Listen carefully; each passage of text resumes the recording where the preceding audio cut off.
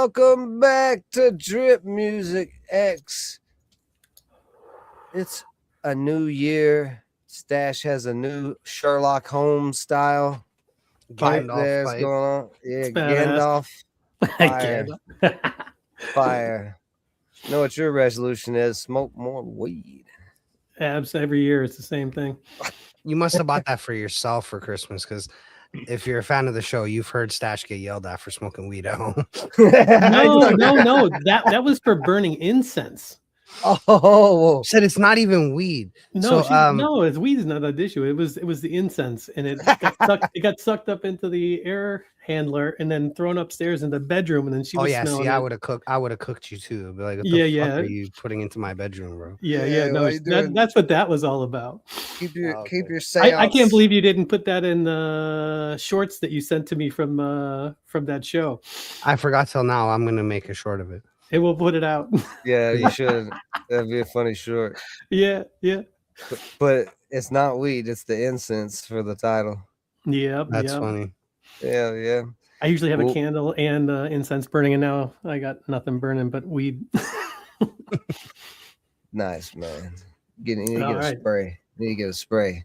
But we have a special guest tonight on this Monday. Normally we stream on Thursdays, but last Thursday was a holiday, I think. I don't know. But we're back and we're booked up for a while. Stash has been busy booking artists. Tonight's guest, we have Baron. Shane from Barons of Saturn. Yes. Which is a very dope band name. I wasn't forgetting the band name. I was making sure I wasn't mispronouncing it. What's up, Shane? Thank you. Hi. Thank you for having me. Appreciate it very much. Absolutely, man. You got any special Gandalf pipes like Stash over here?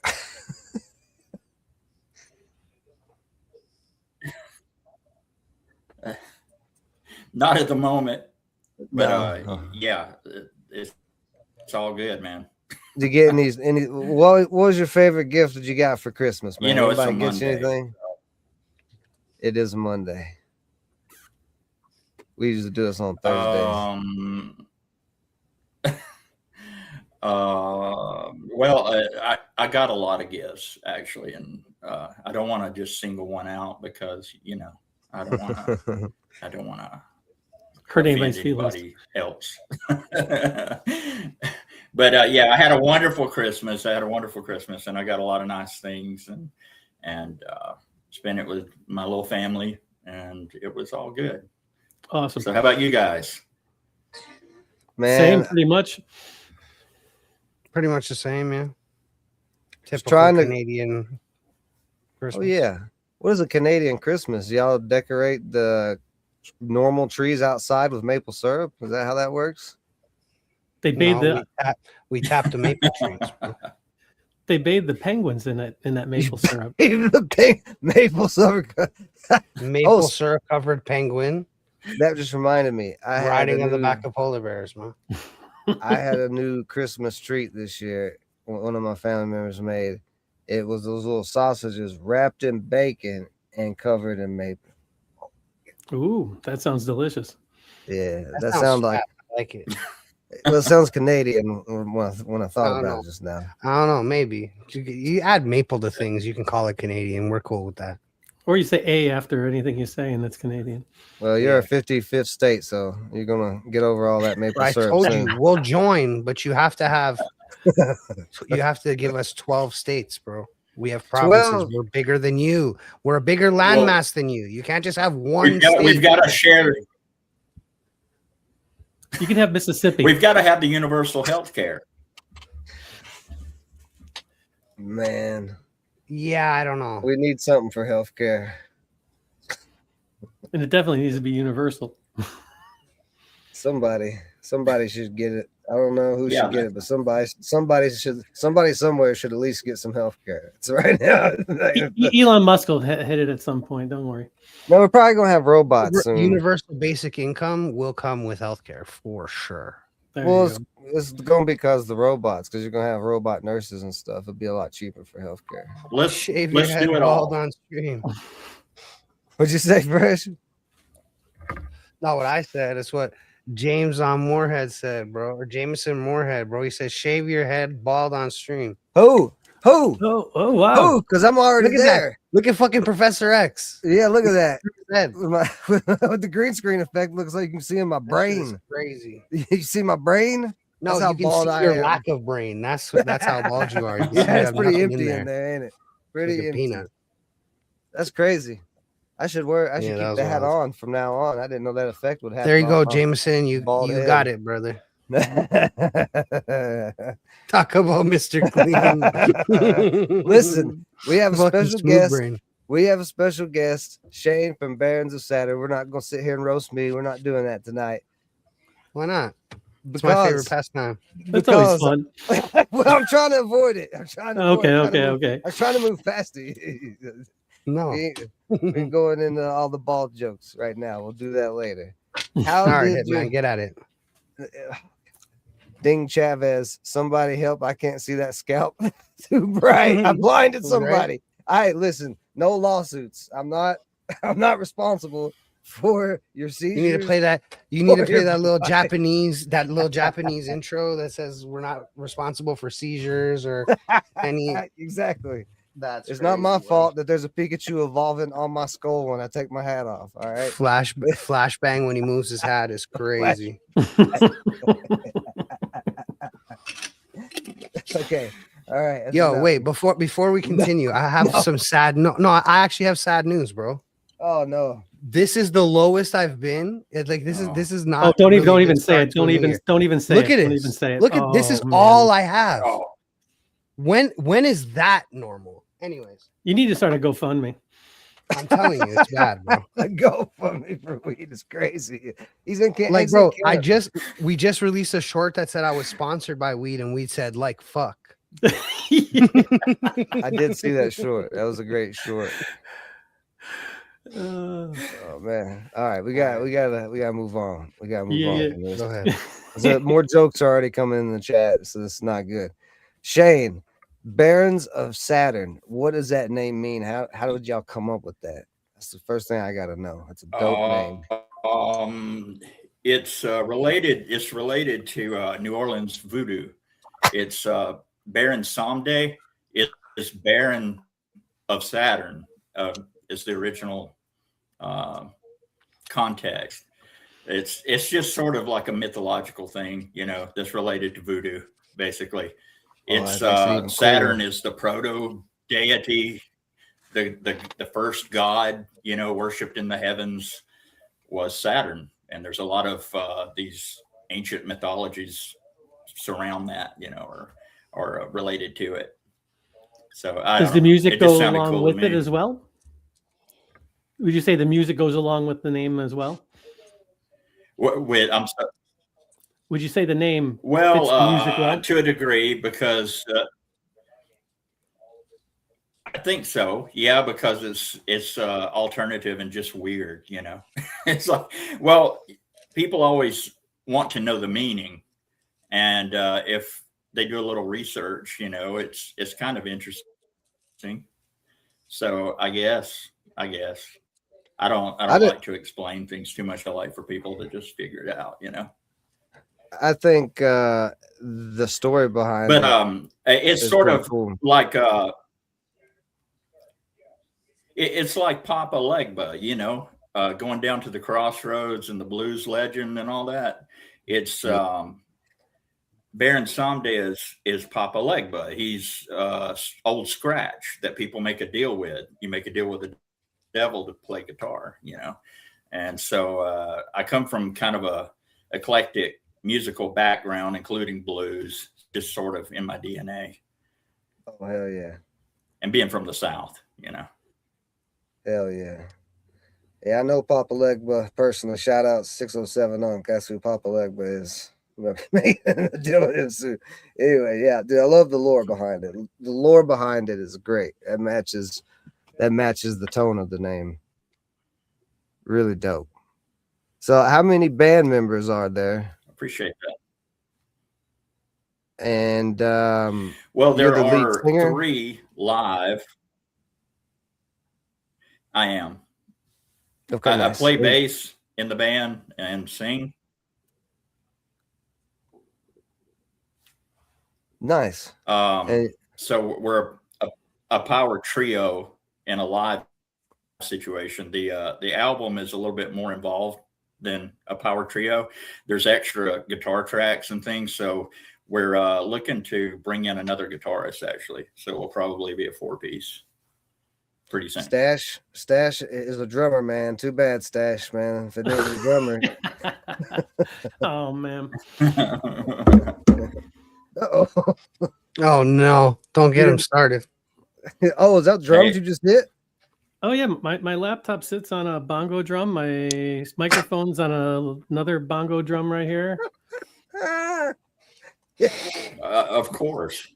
Yeah, why wouldn't it be? Well, I expect for every corny joke I do, you hit the bongos for the rest of this episode. See if you can do it. Else you're gonna pull the bongo out.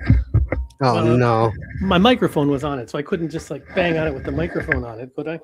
Oh, Jameson Moorhead with a great question. Who's the clown of y'all's band? Who's the crazy guy? Who's the we're all kind of crazy, I think, but I would say it's me. It's me. I'll admit it is me. I'm the crazy one. We also sort of have this backstory that we all met in a mental institution called St. Mary's Asylum. It's a little storyline that's running in there. It's related to a previous project that I was in, and it's just sort of spun off. And it's the name of the place in the video. We've got our own little lore. If anybody, exactly, that's right, and it's the name of a previous band that I was in. First you got that video? Yeah, it's connected. It's the guys.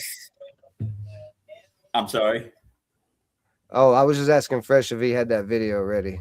Stash said there was a video for it, so I was gonna see. Fresh. Are we allowed to play it? Yeah, sure. Yeah, I don't mind if you don't mind. Yeah, he'll play it where it shows coming from your YouTube channel. So it's the song Sugar, right? Yeah. Cool. Yeah. Oh, the beard. So I guess James also wants to know about your beard. No, he said if he had a voodoo doll that he'd make me shave my head bald and shave my beard off. You don't want to see that, bro. Oh, okay. That is not a sight to be beheld. My bad. But here, let's play Sugar. Here we go. Sugar, Barons of Saturn.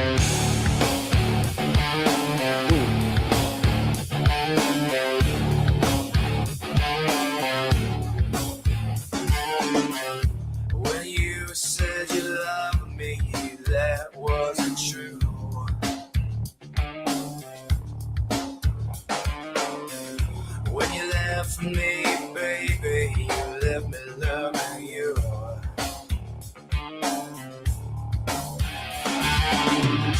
I guess in some ways I can play.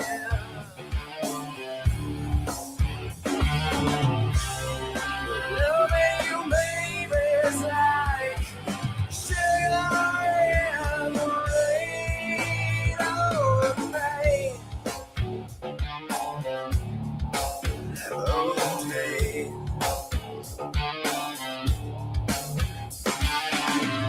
I never believed in your sweet lies,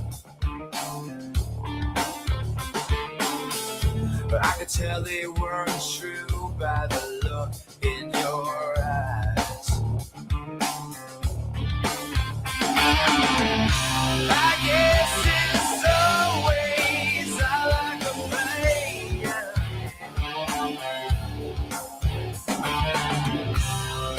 Loving you, baby, is like sugar in the rain. Oh, the pain. Oh, the pain.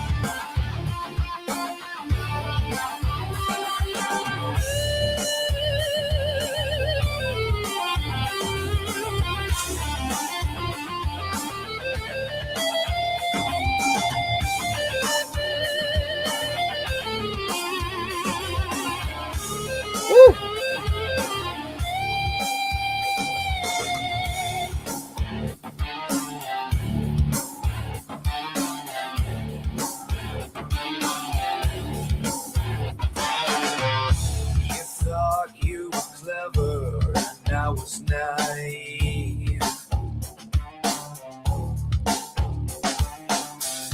But maybe that's what I wanted you to believe. I guess in some ways I like to play.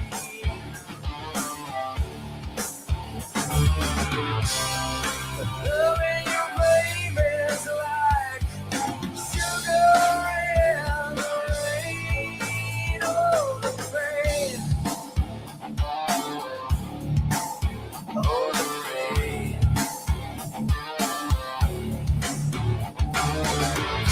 I guess in some ways I like to play.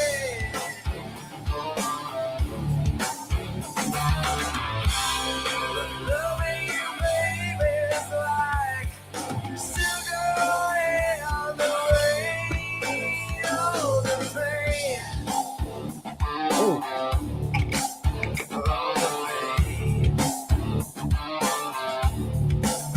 oh yeah, fire, fire, fire, fire, fire. Yeah. The song is fire. The video is Video's fire. fire. Yeah. I love the Thank mix of the live Thank you. performance in there. And then I'm assuming some of that with the girl, especially the zoom in the eye, was AI in the storm. Is it like AI generated? It is. I would say it's more the video is CGI instead of AI because it was very carefully constructed by us. So yeah, it wasn't just something. I wish it was as easy as typing in a prompt, and just getting that. But that's for sure. No, there's not. But yeah, some of the characters. Oh, sorry. I was just saying there's not really any AI video generators yet that can make like a full video.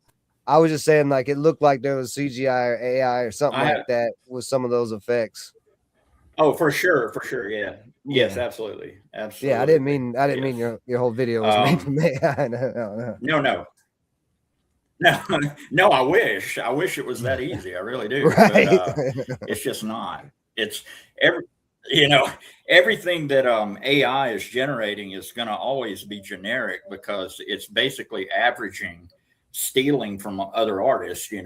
So like with the AI generated music, I can usually tell right away it's following certain patterns. Yeah, and it's just unoriginal. And I think the same is true if you're trying to generate a video imagery. It just looks generic. Yeah. So if you have a premise like we do in that video, we script, and we kind of plotted it all out. So, and I think I'm too much of a control freak to let AI do it for me anyway. How long did the video take to make from beginning to end?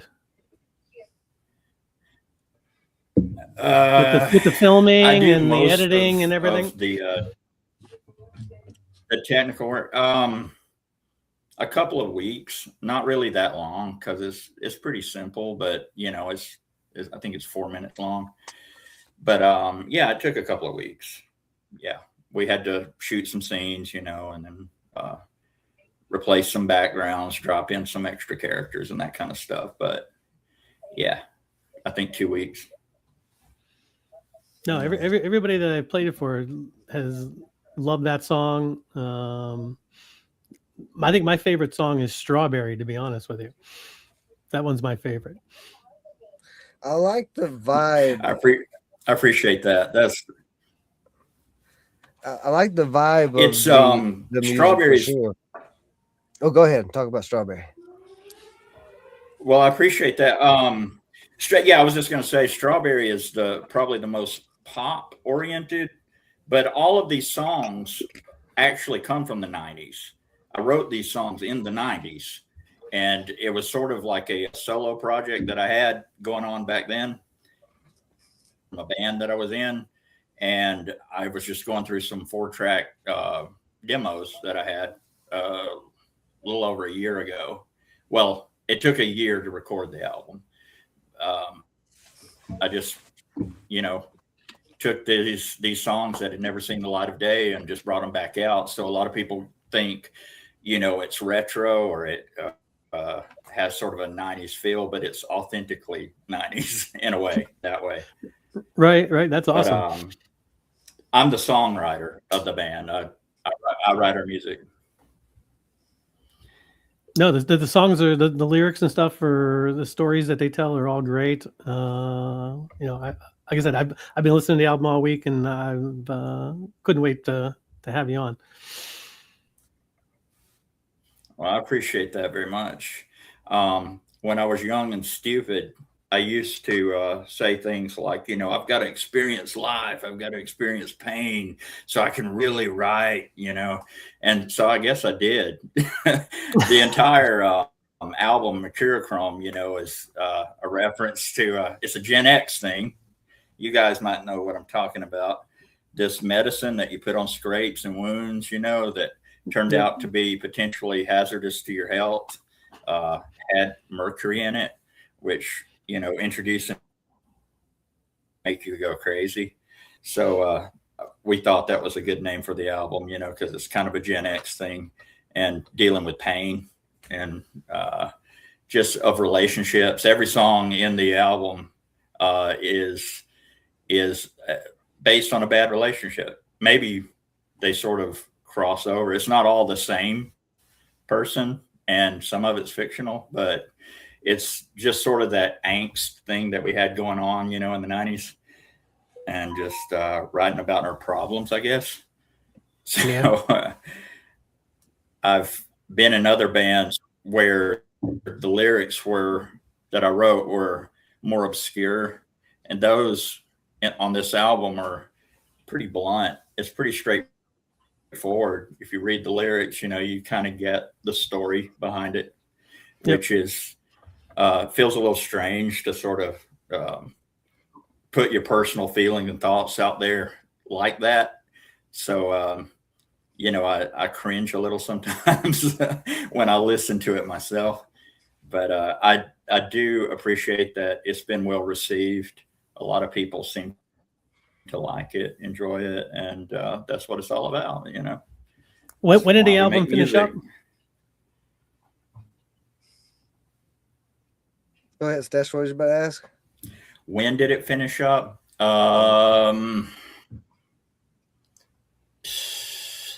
It was just a few months ago. I can't pinpoint it exactly because I kept mixing. I would I'd listen to it in the Jeep. I'd listen to it on a boombox. I'd listen to it on a cell phone. And when I made it sound okay on all of those, then it was ready to go. So I was really working on it up until about a month before it was released, I think. And it was released Christmas Day. So, around that time, around the 1st of December, I guess, is when I was finally, I guess, happy with it. I still hear things that I feel like could be better, but I think part of that is because we're inundated with all of this AI perfection, that I feel like that's what people's ears are getting tuned to. And I feel like we have to step up our game, as artists, as recording artists, especially. And there's some things you can learn from AI, but, that it tends to pan tracks left and right, and it gives sort of an expansive sound, a stereo effect.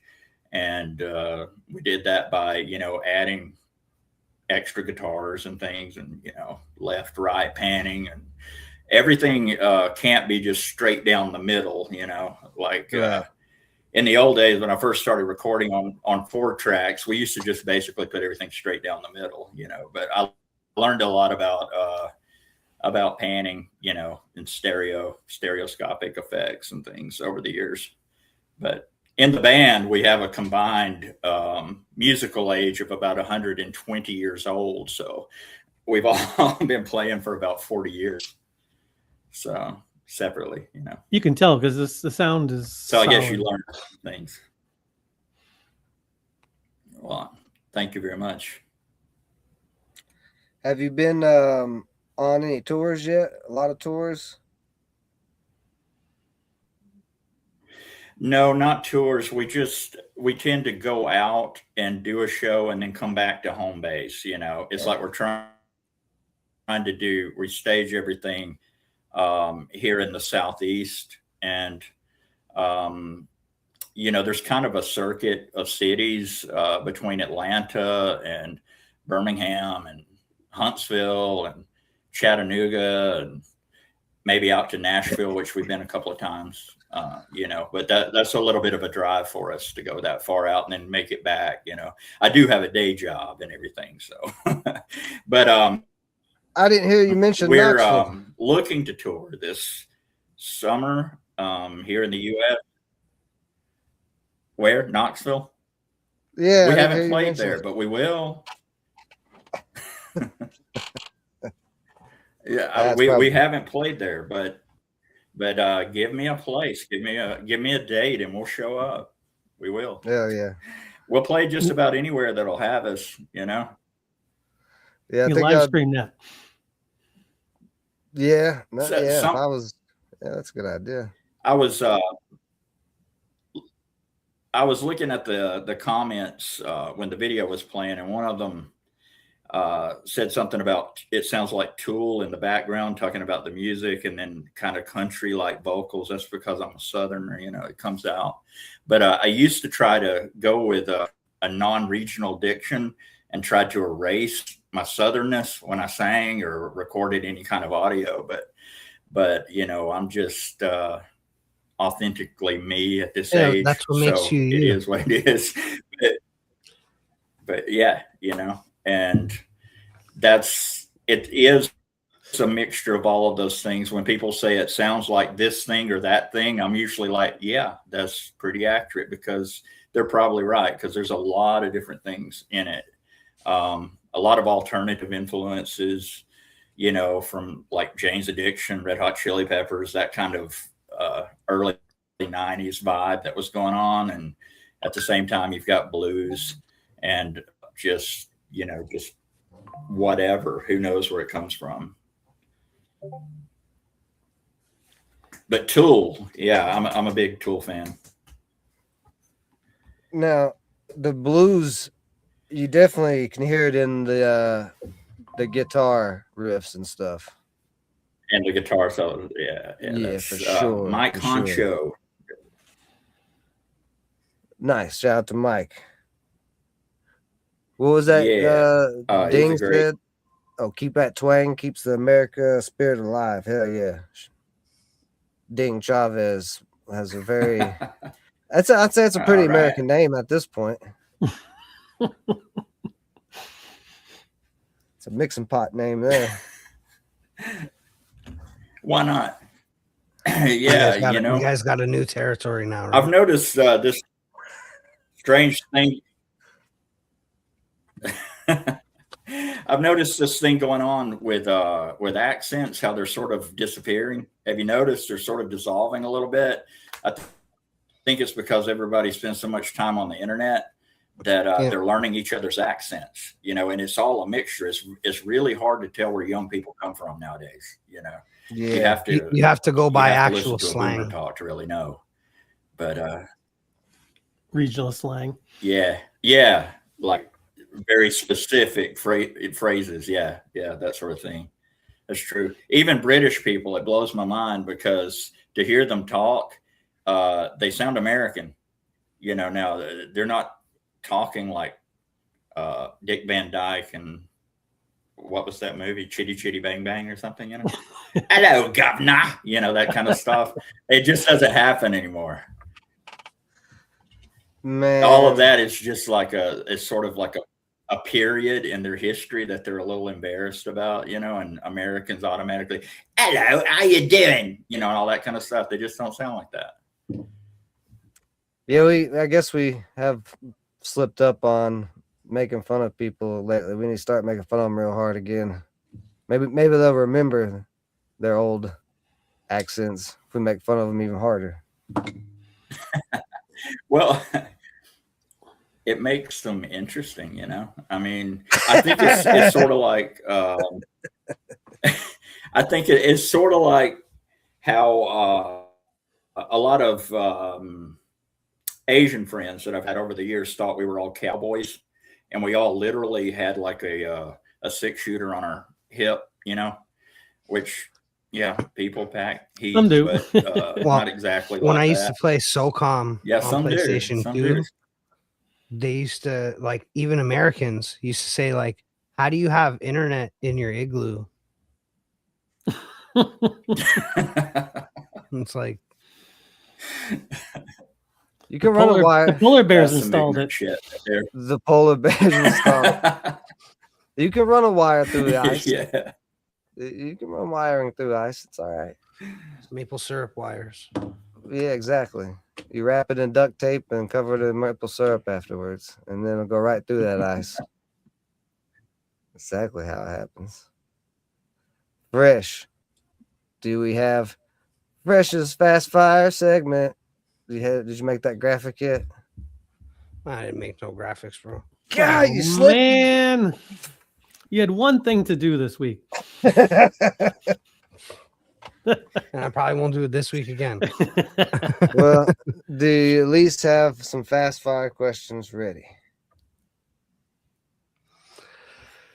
Yeah, I'm sure he does.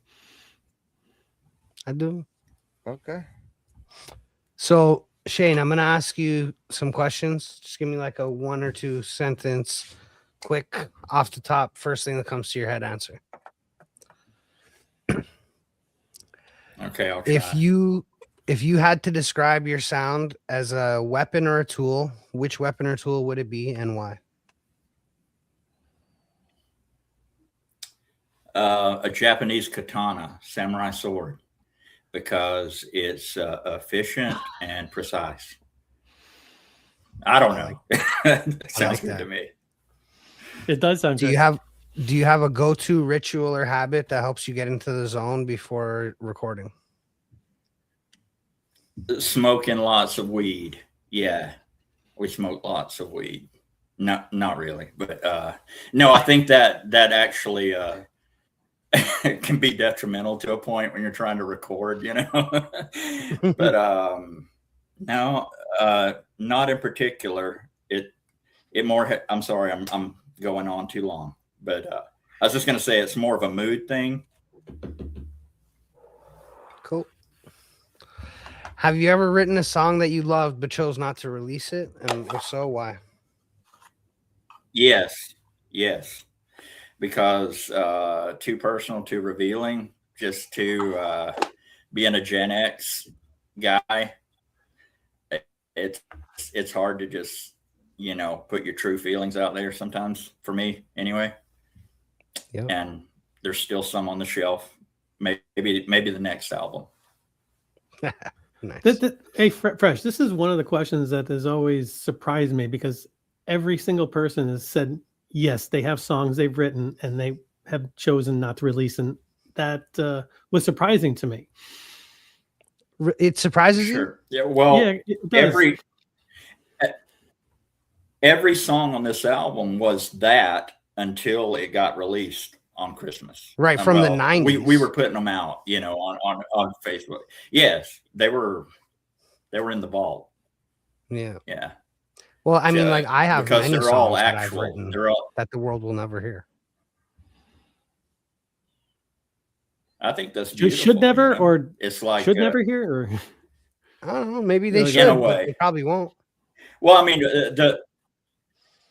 it would be nice if other people would, you know, could hear them if you felt like letting other people hear them. But at the same time, it's sort of like this catharsis of you're doing it for yourself. There's sort of a healing process going on, you know, a lot of times.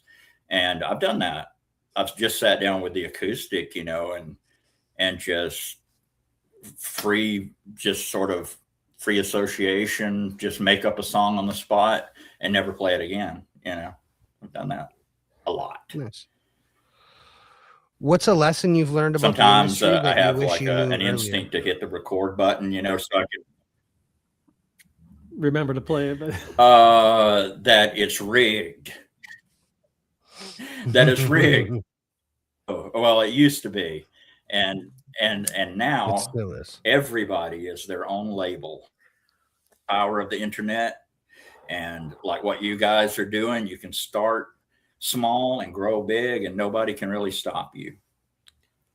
true that.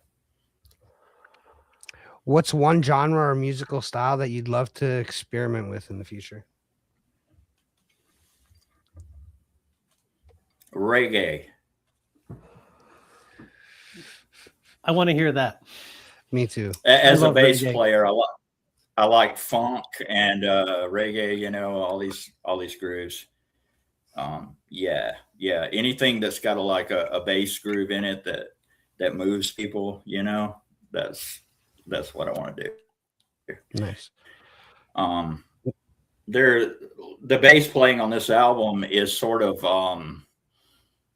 I would compare it more to Eric Avery of Jane's Addiction, like in the early 90s, that sort of thing, where it's got sort of there's a groove to it that sort of cycles and repeats and keeps the music going, you know. Yeah. But I love funk music. I love reggae, you know, anything with a prominent bass line. I dig it. Cool. If someone made a movie about your band's life, what would the theme song be?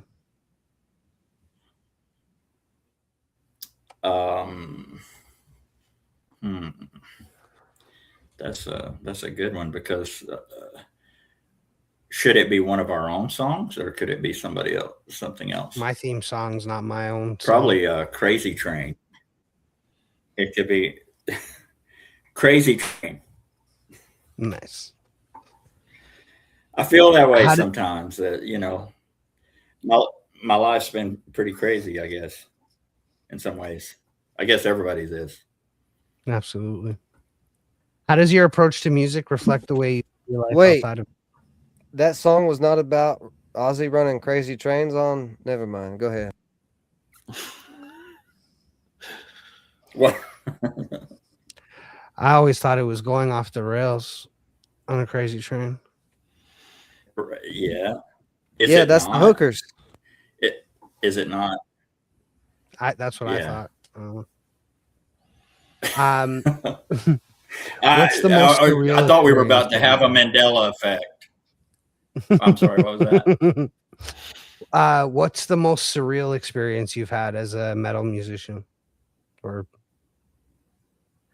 a surreal experience is people actually digging the music. Because I never really expect that. I don't know. I know what I like, but it really feels surreal to see an audience vibing with your music, you know, and genuinely into it. And that's a strange alien feeling, but I love it. It's great. Cool. And if you could collaborate with any artist, dead or alive, who would it be and why? Jimi Hendrix, innovator of guitar and just a trailblazer in rock and roll. I mean, there was nobody like Jimmy before Jimmy, and nobody like him since, honestly, you know, and he was just an extraordinary artist. So yeah, Jimi Hendrix. Cool. Well, that's been Fast Fire Questions with Fresh. Katana and Jimi Hendrix are two of my favorite answers anybody's ever given in that segment.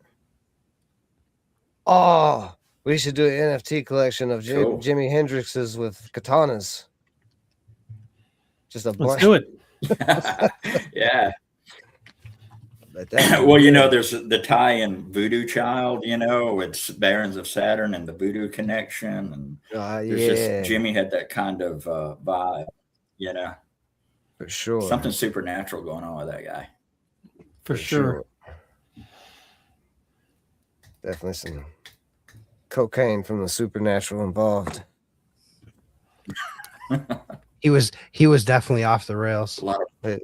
He was a lot on of the purple rails. haze. Oh man, it's classic. In live concert, do you guys do any covers? I try not to. I don't like to do covers because I feel like you can very quickly get pigeonholed as a cover band. And I've always been in originals bands. But yeah, we do covers. As a matter of fact, in the aforementioned band, St. Mary's Asylum, I used to do a cover. I played guitar in that band. But we did Voodoo Child and things like that, some Hendrix, and we did some CCR covers and sort of, just if we felt like doing it, and we kind of did it our way. So kind of made it our own thing. But in Barons of Saturn, we've done Chili Peppers, we've done Jane's Addiction, early 90s kind of LA vibe. I don't know. That's just something I was into back then, and I still love it. But no, we try to just stick to our original music, which is not the easiest way to get gigs. It's like you got to get out here and make a name for yourself first. Is there a difference? The internet has made it so that. I'm sorry. Go ahead. Is there a difference in being in a band playing guitar versus being in a band playing bass and singing? Both in a live setting and there is St. Mary's Asylum, the band that I was talking about where I play guitar. We didn't have a bass player, so it was a 3-man setup. It was guitar, drums, and vocals, which is a little unusual. But I played the bass lines simultaneously with the guitar riffs, and it's just kind of the way the music was constructed. We just couldn't find the right guy, and we just wanted to play shows, so we just jumped into it without a bass player. And I always made the excuse that I am the bass player, even though I'm playing guitar, so we can't have a bass player. And if we were going to have one, I would want to be that guy and get a guitar player, but we never did that. But Barons of Saturn, we kind of fleshed it out and became, sort of a fuller vision of what I was thinking about for the music. Do you like horror movies? Is that your favorite genre of movie by chance? Why do you sound like a robot? Yeah, why do you sound like a robot? Yeah, there was like this RoboCop thing going on, but I got that though. It was about movies, horror movies. Yeah. Is that your favorite genre? Asking me.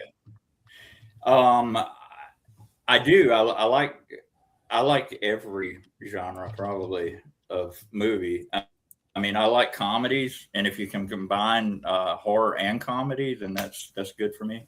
But I love psychological horror. I don't really get into like the sort of body mutilation stuff. To me, that's just crime. There's for me, there needs to be a supernatural element. Did you see the movie The Home with Pete Davidson? Did you see that? No, I didn't see that, but it sounds interesting. What is that? Is it psychological? Yeah, psychological horror.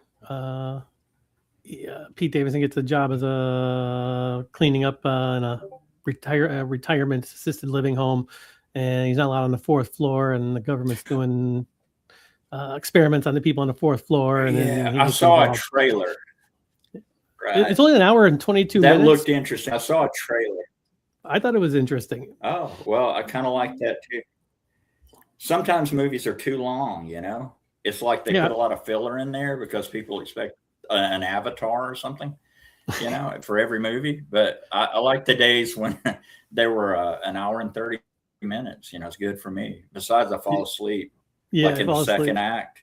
It's like I'm awake if I'm in the theater. Yeah, I'm awake for the first part, sleep to the middle, and I wake up for the resolution, and somehow I still got the movie. So I think they're too long. I agree. I love horror. I like the old horror movies. Yeah, like The Exorcist. I saw it when I was about 6 years old. Not something a 6-year-old should watch, but I did watch Scared it. the shit out of you. And you know,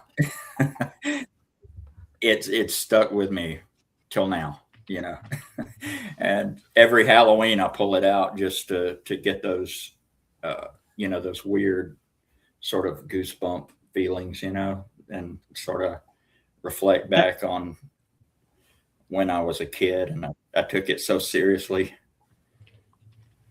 And that movie will do it to you. Yeah, well, yeah, Amityville Horror, that one, and what else? The Shining, stuff like that. I like the old stuff.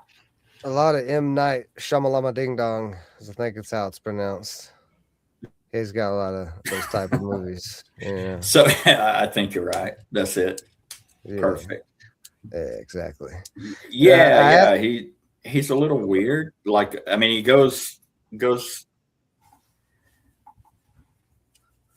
I do like a lot of his stuff, though. Yeah. I ask about that because I figured with the band. I like. Oh, go ahead.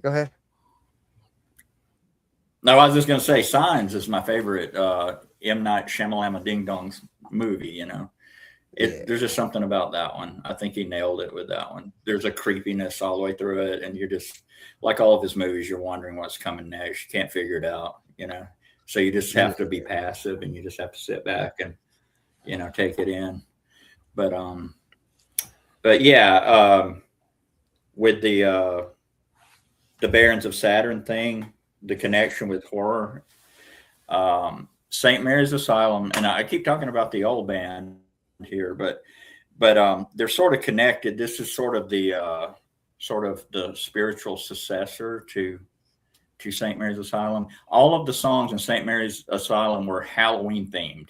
They were all horror genre songs. They were like witches, zombies, that kind of stuff, you know. A little bit, it didn't sound like Rob Zombie, but the vibe is sort of that. It's just all in fun, you know, and nothing too heavy. Just, I mean, heavy like music, but it's pretty light, and there's not a lot of deeper meaning, you know, in the lyrics. There's some analogies, but it's not like Barons of Saturn, where we're kind of letting all the angst out, you know, that 90s former teenager angst about relationships and things. But yeah, we enjoy like the whole vibe of Halloween. I do, in particular. Just if you don't, there's something wrong with you. Yeah. I think so. You know, it's become more and more popular too. It's there's something, it's just caught on, and it almost makes me hate that it did, because when everybody's doing something, the rebel in me wants to go, you know, no.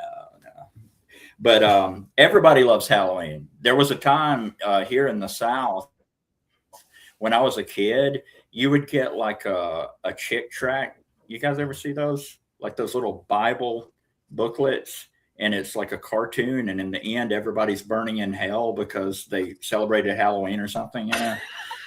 I'd go to a door, you know, trick or treat, and then they're like, here you go, kid, burn in hell, you know. That's what it felt like. And you go and you read this little comic book, and you're like, what is going on? And at the very end, you know, little Timmy is in hell because he was celebrating Halloween. They were vicious. They were really crazy. Their houses, people used to shame us for celebrating Halloween. Their houses get egged and toilet paper rolled. Yeah, egged and toilet paper. Just say trick, bro. Yes. See, that was when that actually served a purpose. You know, that's what happened to people. That was the trick part, you know. But yeah, back then it was crazy because the churches in the rural South where I grew up did not participate in Halloween. As a matter of fact, they rallied against it. They practically form picket lines, you know, if you tried to celebrate it. And now there's trunk or treat is like the only thing they have for kids in my area. Everybody just goes to the church to celebrate Halloween, which to me is just, which is funny as shit. Like from the memories I have as a child. Yeah. It's just, does that mean we won? I mean, what the idea won? Yeah. Halloween won. Not Western Christianity finally caught up. Yeah, I don't want to yeah, I don't want to just like get on this religious thing, you know, tirade or whatever, but it's kind of like when the Christians adopted pagan rituals and things because they wanted to make the pagans Christians. And that's what it feels like to me. They've just fully embraced Halloween. You know, it's like, hey, yeah, you can have your Halloween, but come here, you know, come to church, and yeah, you can do whatever you want as long as you come to this church. It's what it feels like. I don't know, but I'm not judging. Whatever. Live and let live. C'est la vie. Well, Shane, tell everybody where they can find you at. Where's your music, every platform, all that, your socials? Let them know. On socials, we're mainly on Facebook because I felt like that's where the Gen X people are mainly at right now, but we're going to expand that. But you can find us on Facebook, on YouTube, but an easy way to do it is just baronsofsaturn.com. And that links to our YouTube channel right now because that's what we're working on at the moment. We're going to put a bunch of live stuff out there and more music videos. And we're going to try to build up, you know, an audience on that platform. So baronsofsaturn.com, type that in and it'll link to something, you know, where you'll find us. But I appreciate it, guys. Thank you very much. Yeah, awesome to have you. Appreciate you coming by. The music is dope. Everybody go follow Barons of Saturn. Fresh Stash, anything else for the peoples out there? Subscribe to our channel, like and follow Barons of Saturn on Facebook. Follow us on X. Yeah, like, subscribe, hit the bell, drop a comment, send it to your mom, your aunt, your aunt's boyfriend, everybody.